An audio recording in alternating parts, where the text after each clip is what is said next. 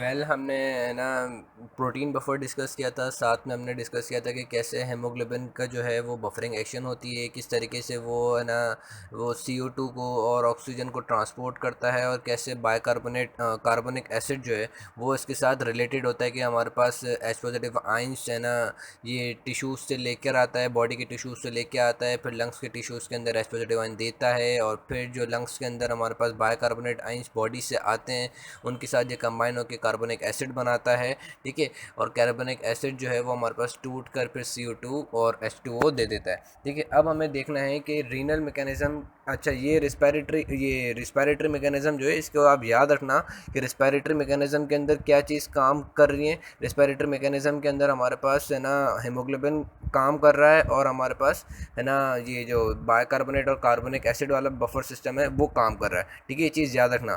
अब अगर हमारे पास सपोज़ कर लो कि एसिडिक इन्वायरमेंट बढ़ रहा है, यानी कि हमारे पास टिश्यूज़, लंग्स के टिश्यूज़ के अंदर हमारे पास है ना एसिडिटी बढ़ रही है, यानी कि कार्बोनिक एसिड बढ़ रहा है, तो इसका मतलब क्या है कि अगर हमारे पास कार्बोनिक एसिड बढ़ रहा है तो हमारे पास CO2 की एलिमिनेशन नहीं हो रही, तो इस कंडीशन को हम कहते हैं रेस्पिरेटरी एसिडोसिस। ठीक है। और अगर हमारे पास है ना कार्बोनिक एसिड का अमाउंट डिक्रीज़ हो रहा है, यानी कि हमारे पास बहुत ज़्यादा है ना वो हाइपर वेंटिलेशन हो रही है, बहुत ज़्यादा हमारे पास CO2 लिबरेट आउट हो रहा है, तो इसको हम कहते हैं रेस्पिरेटरी अल्कलॉसिस। ठीक है। तो इस चीज़ को याद रखना कि ये हम जो मैकेनिज्म पढ़ रहे हैं वो किस लिए हेल्पफुल है, कि रेस्पिरेटरी के अंदर अगर हमारे पास कार्बोनिक एसिड बढ़ जाएगा तो हम कहते हैं रेस्पिरेटरी एसिडोसिस, अगर हमारे पास कम हो वो है ना कार्बोनिक एसिड कम हो जाएगा तो हम कहते हैं रेस्पिरेटरी अल्कलॉसिस। ये हम डिस्कस करेंगे टॉपिक के अंदर, लेकिन यहाँ पे बताने के लिए सिर्फ ये चीज़ इंपॉर्टेंट थी कि आपको ये चीज़ याद रखनी चाहिए कि रिस्पायरेटरी मैकेनिज्म जो है किस तरीके से एसिडिटी कंट्रोल करता है। तो वो हमारे पास रिस्पायरेटरी मैकेनिज्म है ना ऑपरेट कराता है बफर सिस्टम किसका, बाइकार्बोनेट आइंस का और प्रोटीन का, इन दोनों के थ्रू ही हमारे पास एसिडिक एनवायरनमेंट को या बेसिक एनवायरनमेंट ऑफ लंग्स को मेंटेन करता है। ठीक है। अब हम डिस्कस करेंगे renal mechanism. Renal mechanism basically हमारे पास 3 बफर सिस्टम को यूटिलाइज कराता है। एक फॉस्फेट बफर सिस्टम जिसका मैंने पहले बताया था। ठीक है।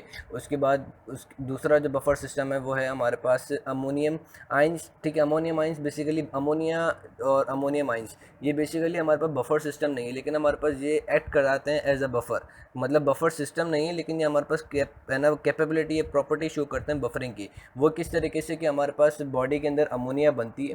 ठीक है। और अमोनिया फिर हमारे पास जो है वो किडनी के पास आती है, और किडनी के पास वो हमारे पास अमोनियम आइंस के अंदर कन्वर्ट हो जाती है। ठीक है। अब अमोनियम आइंस जो हैं ये हमारे पास अगर अमोनिया अगर पहले हमारे पास है ना उसके अंदर आ रही है, फिल्ट्रेट के अंदर आ रही है, अमोनिया अगर हमारे पास पहले फिल्ट्रेट के अंदर आ रही है और वहाँ पे जाके अगर ये अमोनियम आइंस बन जाती है तो ये हमारे पास है ना क्या करेगी कि है ना यूरिन के अंदर एस्क्रीट हो जाएगी, और अमोनियम आइंस हमारे पास एसिडिक हैं तो ये हमारे पास है ना क्या करेंगे, सॉरी अमोनियम आइंस कैसे बने, कैसे अमोनियम आइंस, अमोनियम आइंस हमारे पास बने कि अमोनिया हमारे पास है ना किडनी की सेल से ट्यूबुलर फिल्ट्रेट के अंदर आई, और वहाँ पे जो हमारे पास एच पॉजिटिव आइंस थे उसके है ना जो बॉडी से आ रहे थे इस फिल्ट्रेट के अंदर, या कहीं से भी प्लाज्मा से भी एच पॉजिटिव आइंस आ रहे थे, तो उनको ये लेकर एस्क्रीट हो जाएगी। ठीक है। तो ये क्या करेगी कि बॉडी की एसिडिक एनवायरनमेंट को रिड्यूस कराएगी। अगर अमोनियम आइंस ज़्यादा से ज़्यादा बनेंगे इट मीन्स कि ये हमारे पास बॉडी की एसिडिटी को डिक्रीज़ करा रही है। ठीक है। अब ये हमारे पास एक अमोनियम आइंस दो तरीके से बन सकते हैं। एक कि हमारे पास डायरेक्टली किडनीज के सेल से अमोनिया आए और उसके बाद वो ट्यूबुलर फिल्ट्रेट के अंदर आके वो एच पॉजिटिव आइन को गेन कर ले और अमोनियम आइन बन जाए और फिर एक्सक्रीट हो जाए। ठीक है। और दूसरा तरीका ये है कि अमोनियम आइंस डायरेक्टली पहले सेल्स के अंदर बने फिर दोबारा फिल्ट्रेट के अंदर आए। तो ये दूसरा वाला जो तरीका है वो इतना ज़्यादा काम का नहीं है, क्योंकि अमोनियम आइंस बहुत कम परमेबल होते हैं कि वो है ना ट्यूबुलर सेल्स को क्रॉस करके फिल्ट्रेट के अंदर आए। ठीक है। अब हमारे पास दूसरा जो मैकेनिज्म है वो है बाइकार्बोनेट बफर। अब बाइकार्बोनेट सिस्टम किस तरीके से है ना रीनल मैकेनिज्म के अंदर ऑपरेट होता है, तो ये बड़ा आसान है। इसके अंदर क्या होता है कि हमारे पास जो प्रॉक्सिमल कॉन्वोल्यूटेड टिब्यूल होते हैं उनके जो सेल्स होते हैं उसमें हमारे पास क्या होता है कि CO2 बनता है। ठीक है। वो कंबाइन होता है उसके साथ वाटर के साथ टू फॉर्म कार्बोनिक एसिड। ठीक है। अब अगर हमारे पास ये कार्बोनिक एसिड बन रहा है, ठीक है, और हम देखेंगे कि अगर बॉडी के अंदर एच पॉजिटिव आइंस यानी कि बॉडी के अंदर एसिडिटी बढ़ रही है, तो क्या होगा कि हमें बॉडी की एसिडिटी को डिक्रीज़ कराना है। बॉडी की एसिडिटी को डिक्रीज़ कराना है तो हम क्या करेंगे कि यूरिन को ज़्यादा से ज़्यादा एसिडिक बनाएंगे। ये चीज़ याद रखना हमेशा कि अगर बॉडी की हमारे पास एसिडिटी बढ़ रही है तो हमें उसको डिक्रीज़ कराने के लिए यूरिन को एसिडिक बनाना पड़ेगा। ठीक है। अब यूरिन को एसिडिक कैसे बनाएंगे कि कार्बोनिक एसिड जो हमारे पास इन सेल्स के अंदर बना है, ठीक है, वो क्या करेगा कि वो ज़्यादा से ज़्यादा हमारे पास है ना टूटेगा किसके अंदर, H पॉजिटिव आइन और बाइकार्बोनेट आइंस के अंदर। अब बाइकार्बोनेट आइंस हमारे पास ज़्यादा से ज़्यादा ब्लड के अंदर एब्जॉर्ब करा दें और हम H पॉजिटिव आइन को ज़्यादा से ज़्यादा ब्लड से रिलीज़ करवा दें, तो हमारे पास सिंपली समझ में आ जाएगा कि हमारे पास है ना ब्लड के अंदर फिर एसिडिक अमाउंट जो है वो कम हो जाएगा और बाइकार्बोनेट आयन यानी कि बेसिक अमाउंट जो है वो हमारे पास इंक्रीज़ हो जाएगा, तो पीएच नॉर्मल हो जाएगी। ठीक है, अब क्या होगा कि जैसे हमारे पास सेल्स के अंदर ये H पॉजिटिव आयंस और बाइकार्बोनेट आयंस बने, तो H पॉजिटिव आयंस जो हैं वो हमारे पास फिल्ट्रेट के अंदर आ जाएंगे।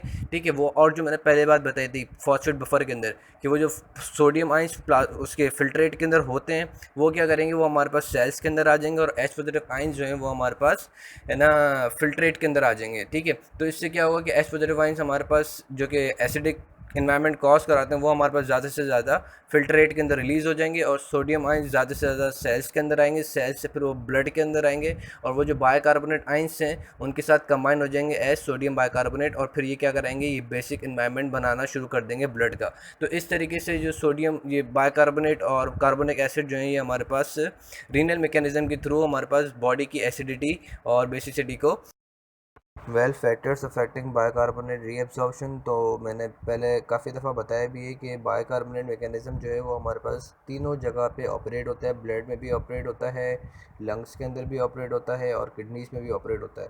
तो किडनीज़ के अंदर जब हमारे पास कैसे ऑपरेट होता है कि हमारे पास जब बॉडी के अंदर एसिडिक इन्वायरमेंट बढ़ जाती है तो हमारे पास क्या होता है कि CO2 का लेवल पूरी बॉडी के हर सेल्स वगैरह में बढ़ना शुरू हो जाता है। ये चीज़ याद रखना कि जब भी हमारे पास एसिडिक एनवायरनमेंट बॉडी के अंदर होगा तो हमारे पास CO2 का लेवल इंक्रीज़ हो जाएगा और H पॉजिटिव आयन की कंसनट्रेशन बढ़ जाएगी।